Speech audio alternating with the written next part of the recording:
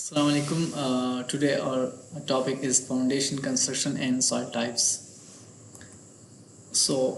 Contents will include how to determine soil conditions, and then to see site geology and soil characteristics, then foundation construction in seismic zones, how to deal with soil bearing capacity, superstructure to foundation connection, what's the criteria, foundation soil interface, how to deal with that, special requirements for piles and caissons.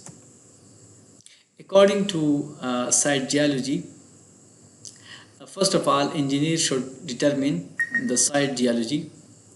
Based on site geology, soil profile types has been divided into different categories. These are soil A, B, C, D, E and F. Then what are these? Is A, is B, is C? So the criteria has been mentioned, the first one is hard rock, the second one is medium hard rock, the third one is very dense soil. Then SD is stiff soil, E is a soil profile with velocity less than 175 meter per second. Then soil F, soil requiring site specific evaluation, like soil vulnerable to potential failure or collapse under seismic loading, such as liquefiable soils, quick and highly sensitive clays, collapsible weakly cemented soils. These may be peats or highly organic clays, or maybe having very high plasticity or very soft.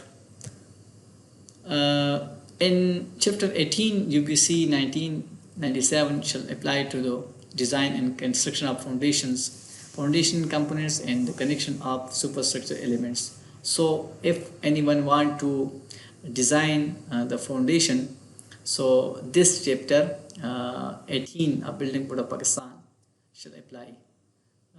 In seismic zone 3 and 4, which requires special provision in addition to other general requirements. According to the code, the soil bearing capacity, like the foundation shall be capable of transporting the design base shear. It should be calculated. The returning forces from the structure into the supporting soil, it should be checked.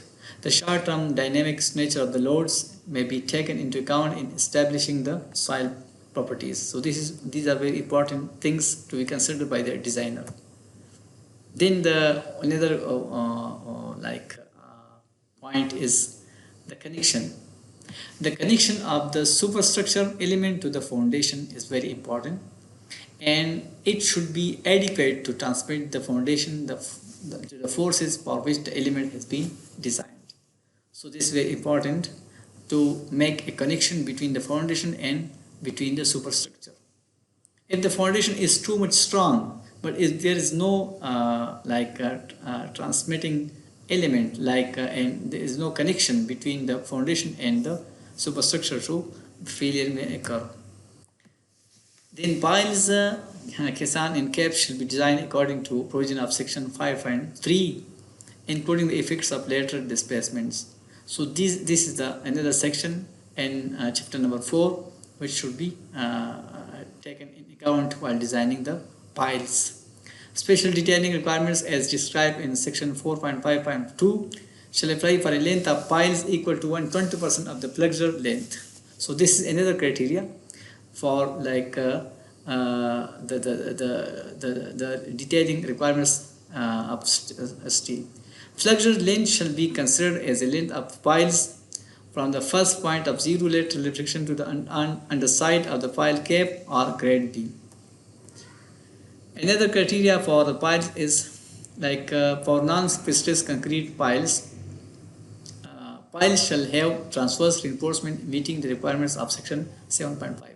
So this criteria must be fulfilled while designing the piles. Precipitous concrete piles shall have a minimum volumetric ratio of spiral reinforcement no less than 0.021.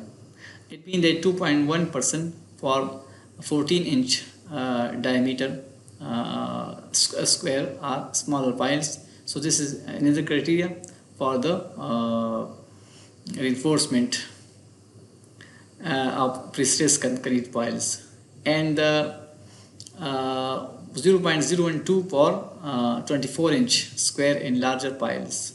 So this is for the pre-stressed and non-pre-stressed concrete piles. Thank you so much for watching this video. If any comments and recommendation, so you may put in the comments, and Allah Hafiz. Assalamu alaikum.